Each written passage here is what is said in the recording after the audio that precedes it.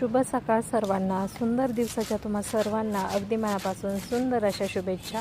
तर आज मी पिल्लूच्या टिफिनसाठी बनवणार होते मेथीचे पराठे. त्यासाठी छान अशी मेथी निवडून स्वच्छ धुवून घेतली, त्यानंतर इथं कट करून घेतली. त्याचबरोबर भरपूर अशी कोथिंबीर देखील घेतली, ती देखील कट केली. त्यानंतर इथं हिरवी मिरची, लसूण, मीठ आणि अद्रक टाकून छान असं वाटण बनवून घेतलं. त्याचबरोबर एका प्लेटमध्ये साधारणतः 2 चमचे तीळ असतील, 1 चमचा धना पावडर, अर्धा चमचा जिरा पावडर टाकली. त्यानंतर कोथिंबीर आणि मेथीमध्ये पीठ चाळून घेतलं, गव्हाचं पीठ.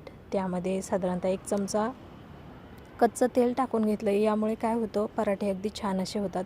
जे मसाले घेतलेले होते ते, त्याचबरोबर हिरवा मिरचीचा ठेचा तो देखील टाकून घेतला. छान असं व्यवस्थित मिक्स करून घेतलं आणि थोडंसं आणखीन देखील गव्हाचं पीठ घेऊन छान असा चपातीला अगदी आपण गोळा बनवतो, अगदी त्याच पद्धतीने छान असा गोळा बनवून घेतला.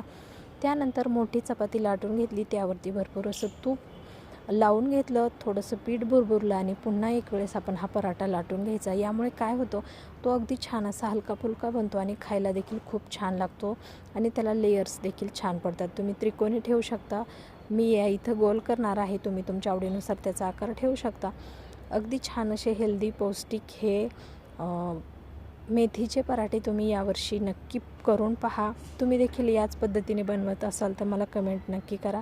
अगदी छान असे कमी गॅसवरती दोन्ही बाजूने आलटी-पलटी करून छान असे पराठे शेकून घ्यायचे आहेत. तर इथे छान असं मी तूप लावून घेत आहे. भरपूर असं तूप लावायचं, त्यामुळे अगदी हेल्दी असे आपले हे पराठे बनतात. पिल्लूसाठी नाश्ता, त्याचबरोबर अहोंसाठी नाश्ता आणि पिल्लूचा टिफिन हे सर्व काही बनवून घेतलं. त्यानंतर पिल्लूची बाकी सर्व आवरावर करून घेतली. त्याला खाऊ वगैरे घातलं. त्यानंतर त्याला पाठवलं. सध्या तो स्विमिंगला जात नाही, कारण त्याची तब्येत बरी नव्हती. त्यामुळे आता खूप जास्त नाशिकला थंडी असल्यामुळे त्याला मी स्विमिंगला पाठवत नाही. तर आजचा मिनी व्लॉग असा होता. कसा वाटला ते नक्की सांगा. पुन्हा भेटू अशाच एका छानशा व्हिडिओसोबत. तोपर्यंत सर्वांना बाय बाय.